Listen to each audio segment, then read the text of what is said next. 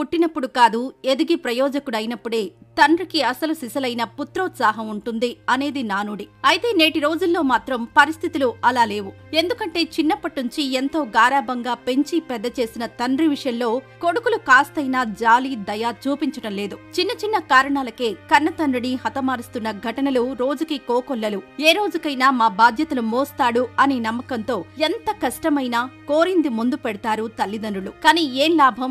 మారుతున్న కాలంతో పాటు ప్రేమ, అనురాగాలు కూడా కాలగర్భంలో కలిసిపోతున్నాయి. తల్లిదండ్రులను కంటికి రెప్పలా చూసుకోవాల్సిన కొడుకులే అనాథాశ్రమాల్లో వేసి వాళ్లను నిజంగానే అనాథల్ని చేసేస్తున్నారు. ఈ క్రమంలో నోరు లేని జీవాలే బెటర్ అని కూడా అనిపిస్తోంది. అవైనా కాస్త విశ్వాసంగా ఉంటాయి. ఇదంతా ఇప్పుడు ఎందుకు చెప్తున్నారంటే ఇలాంటి సంఘటనే ఓ వ్యక్తికి ఎదురైంది కాబట్టి. కన్న కొడుకులు వదిలేసినా సాయం చేసినందుకు ఓ కోతి అతన్ని ఏ లోటు లేకుండా చూసుకుంది. ఇక స్టోరీలోకి వెళ్లే ముందు మీరు గనక మన ఛానల్ ని మొదటిసారి చూస్తున్నట్లయితే సబ్స్క్రైబ్ చేసుకుని సపోర్ట్ చేయండి. ఇది చాలా ఏళ్ల క్రితం జరిగిన ఓ యథార్థ సంఘటన.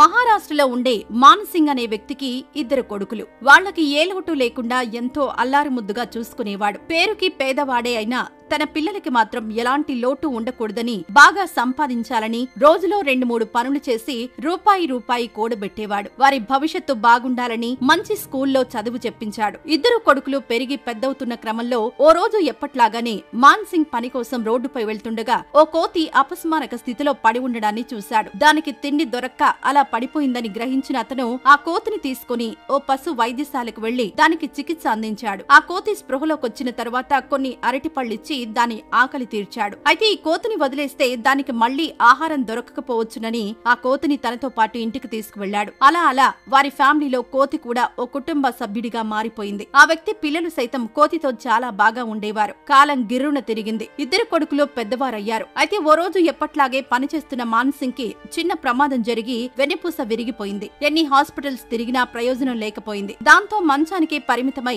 ఎటువంటి పనులు చేయలేకపోయేవాడు. తన పరిస్థితి రోజు రోజుకి దిగజారుతూ ఉండడంతో ఆరోగ్యం కాస్త చేయి దాటక ముందే కొడుకులకు పెళ్లి చేయాలని నిశ్చయించుకున్నాడు. అలా ఇద్దరు కొడుకులకు మంచి సంబంధాలు చూసి పెళ్లి చేశాడు. అయితే వారి ముగ్గురికి ఆ ఇల్లు సరిపోయేది కాదు. కోడళ్లు రావడంతో ఇల్లు కొంచెం ఇరుకుగా తయారైంది. ఎంత బాగా చూసుకున్నా కోడలు కూతురు కాలేదుగా. కొడుకులు పనికి వెళ్లిన తర్వాత ఇద్దరు కోడళ్లు కలిసి మాన్ సింగ్ కి సూటిపోటి మాటలతో బాధ పెట్టేవారు. మంచంలో పడి తింటున్నావు, ఇంకెన్నాళ్ళని నీకు సేవలు చేయాలి, ఇంత బ్రతుకు బతికే బదులు చావచ్చుగా అంటూ ఇండైరెక్ట్ గా మాట్లాడేవారు. అంతేకాకుండా కొడుకులకు కూడా భారంగా మారాడు అతను. ఇంట్లో కోడళ్లకి మాన్ సింగ్ కి అస్సలు పడేది కాదు. ఇంత జరుగుతున్నా ఏనాడు ఆ వ్యక్తి కోతిని వదల్లేదు. కొన్ని రోజులకి ఆ కొడుకులిద్దరూ తండ్రిని వృద్ధాశ్రమంలో జాయిన్ చేయడానికి డిసైడ్ అయ్యారు. ఇదే విషయం తండ్రికి చెప్పారు. ఇల్లు ఇరుకుగా మారిందని, పోషించడం కష్టంగా మారిందని, అనారోగ్యంతో ఉన్న అతనిని చూసుకోవడం కుదరడం లేదని వృద్ధాశ్రమంలో జాయిన్ చేస్తామని చెప్పారు. కొడుకుల మాటలు విన్న మాన్ సింగ్ ఎంతో బాధపడ్డాడు. మీకు నేను భారంగా ఉండాలని అనుకోవడం లేదు,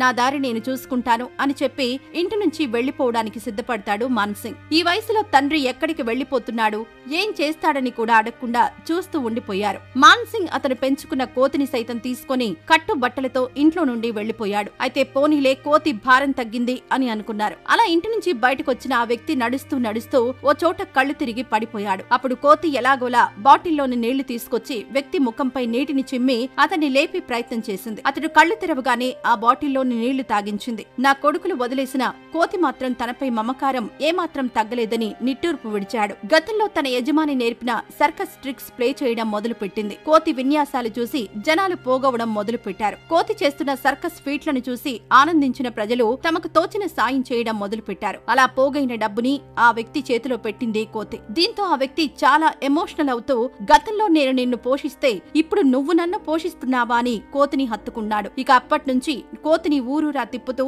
ఇద్దరి తిండికి సరిపడా డబ్బుని సంపాదించడం మొదలు పెడతాడు. ఓ రోజు కోతి చేస్తున్న విన్యాసాలు చూసిన సర్కస్ మేనేజర్ కి టక్కున ఓ ఆలోచన వచ్చింది. తన సర్కస్ లో ఎన్ని జంతువులున్నా సర్కస్ అంతలా సక్సెస్ఫుల్ గా నడవడం లేదు. కానీ ఈ కోతిని చూడ్డానికి ప్రజలు ఇంతలా ఎగబడుతున్నారు, దీన్ని బిజినెస్ గా మార్చుకోవాలని అనుకున్నాడు. అలా కోతి యజమాని వద్దకు వెళ్లిన సర్కస్ కంపెనీ మేనేజర్, మీరు మా సర్కస్ కంపెనీకి వస్తే ఇలా వీధులు తిరగనవసరం లేదని, కేవలం షో ఉన్నప్పుడు మాత్రమే మీకు పని ఉంటుంది, మీరు అక్కడే ఉండొచ్చు. కోతి అక్కడ సర్కస్ ఫీట్లు చేసినందుకు కొంత నగదు కూడా ఇస్తానని చెప్పాడు. దీనికి ఒప్పుకొని ఆ వ్యక్తి సర్కస్ మేనేజర్ తో కోతిని తీసుకుని వెళ్లిపోతాడు. ఆ కోతికి సర్కస్ వారు మరిన్ని ఫీట్లు నేర్పిస్తారు. దీంతో కోతి చేసే విన్యాసాలు మరింత అబ్బురపరుస్తాయి. కోతి కారణంగా సర్కస్ కి వచ్చే వారి సంఖ్య కూడా పెరుగుతుంది. అలా ఓ రోజు సర్కస్ కి ఆ వ్యక్తి కొడుకులు కుటుంబంతో సహా వస్తారు. ఆ కోతిని చూసి అది తమ ఇంట్లో పెరిగిందేనని గుర్తుపడతారు. కోతి ఇక్కడే ఉందంటే తన తండ్రి కూడా ఇక్కడే ఉండి ఉంటాడని అనుకుంటారు. అలా వెతకగా స్టేజి చివర్లో చప్పట్లు కొడుతూ ఉన్న తండ్రి కనిపిస్తాడు. అనవసరంగా ఆ రోజు కోతినిచ్చేశాం,